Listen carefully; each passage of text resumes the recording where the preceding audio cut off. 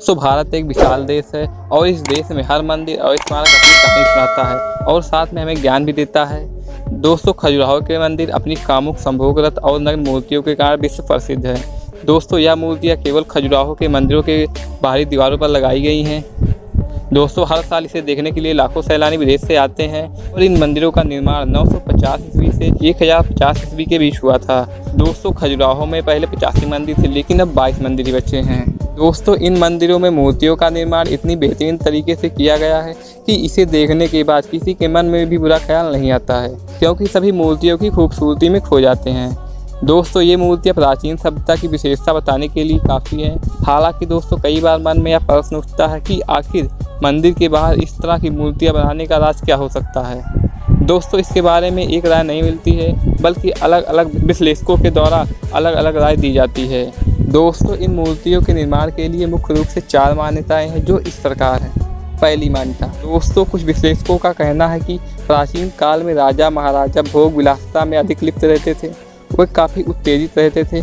इसी कारण खजुराहो मंदिर के बाहर नग्न एवं संभोग की मुद्रा में विभिन्न मूर्तियाँ बनाई गई हैं। दूसरी मान्यता, दोस्तों, दूसरे समुदाय के विश्लेषकों का कहना है कि इसे प्राचीन काल में सेक्स की शिक्षा की दृष्टि से बनाया गया है।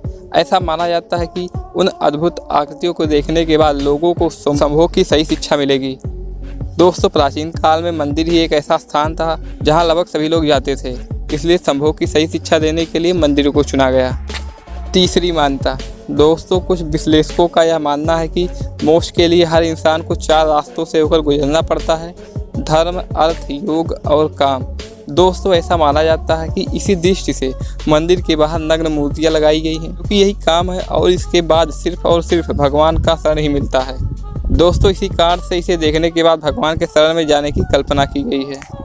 चौथी मान्यता, दोस्तों, कुछ और लोगों का इन सब के अलावा इसके पीछे हिंदू धर्म की रक्षा की बात बताई गई है। दोस्तों, इन लोगों के अनुसार जब खजुराहो के मंदिरों का निर्माण हुआ तब बौद्ध धर्म का प्रसार काफ़ी तेज़ी से हो रहा था।